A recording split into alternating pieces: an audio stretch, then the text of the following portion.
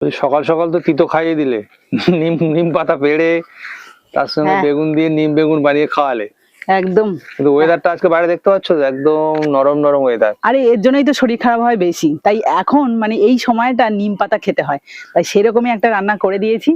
আর করার পরে কিন্তু সঙ্গে সঙ্গে আবার এই যে গোবর টোবর দিয়ে যাচ্ছি, কারণ এই যে কালি উনুনটা রাখতে নেই আমাদের বলে, সেই জন্য কিন্তু আমি প্রত্যেকদিন রান্না করি, যত সময় কম থাকুক বা যত কষ্ট হোক আমি কিন্তু এই গোবর দিয়েই যাব।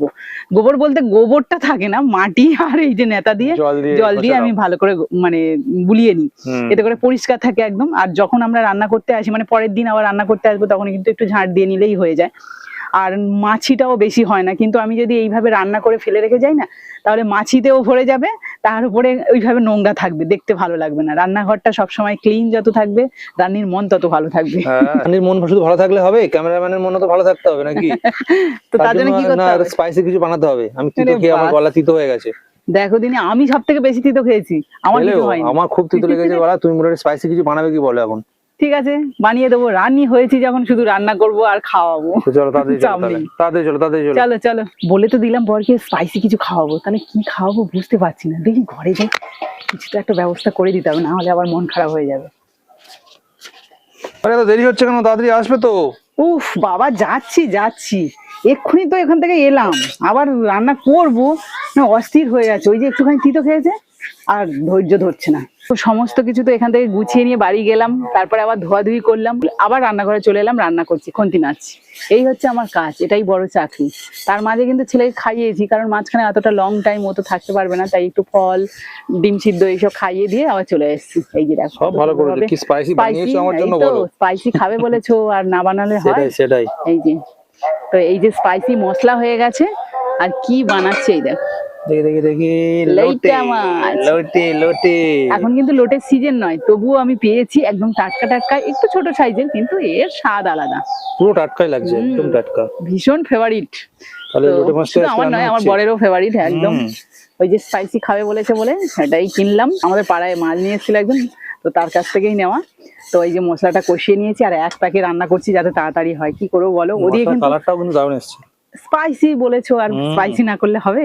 আর এদিকে কিন্তু আমি রান্না করছি, সকালে তো একবার রান্না হয়েছে, তার মানে আরো সকালে কিন্তু ঘরে রান্না হয়েছিল, মাঝখানে আমার এখানে রান্না হয়েছিল, আবার আমার এখানেই রান্না হচ্ছে, আবার ওদিকেও আমার শাশুড়ি মা রান্না দুপুরে খাওয়া দাওয়া রান্না, দুপুরের জন্য, এটাও দুপুরে খাওয়া যাবে। আমি এর আগে যখন সকালে রান্না করেছি সেটাও কিন্তু দুপুরে খাওয়া হবে। আবার মা রান্না করছে, মা ওখানে রান্না করছে লাউ দিয়ে আলু দিয়ে মাছ দিয়ে ঝোল, মানে ওটা পাতলা, হালকা পাতলা, মানে আমরা রিচও খাবো। 4 বার হচ্ছে রান্না। হ্যাঁ, রিচ খাবো, মানে এই যে স্পাইসি। 12:30 একটা বাজে, 4 বার রান্না হয়ে গেল।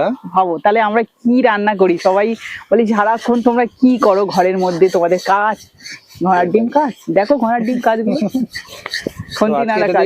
ভাত খেয়ে নেবো। হ্যাঁ, এটা হলে আমাদের আর কিচ্ছু প্রয়োজন নেই। তবে আমার ছেলে আবার তো এত স্পাইসি খাবার খাবে না, তার জন্য ওর পাতলা ঝোল।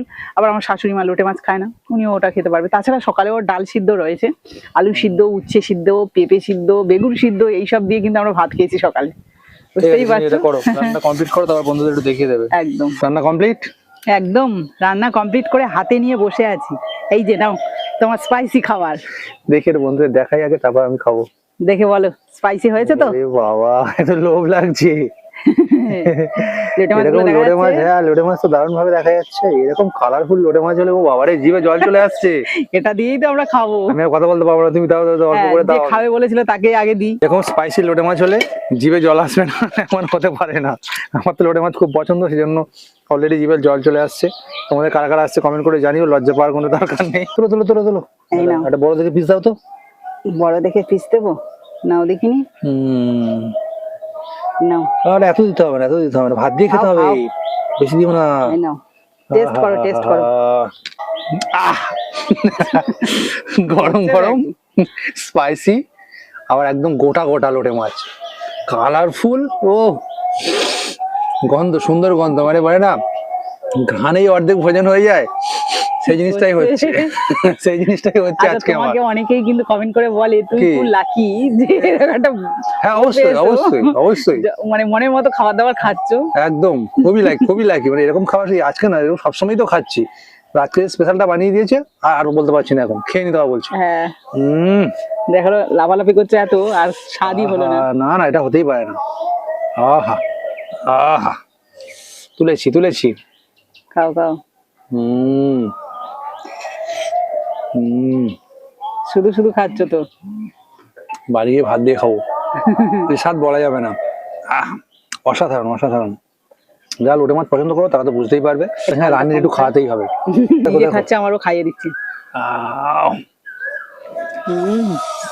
কেমন? মন ভুলে যাবে। আমাদের তো প্রত্যেকেরই লোটে মাছ ফেভারিট, আর তার উপরে এরকম রান্না মানে আর কথাই নেই। বাকি যেটুকু আছে একটু করে খাই। আর তোমাদের কার কার বানাতে ইচ্ছে করছে কমেন্ট করে জানাও। আচ্ছা, লোটে মাছটা তো ভাজিনি, কোনো গন্ধ পাচ্ছ?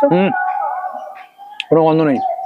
আর লোটে মাছটা যে এরকম নরম থলথলে থাকবে তবেই ভালো লাগে খেতে কিন্তু। অসাধারণ। থ্যাংক ইউ গিন্নি।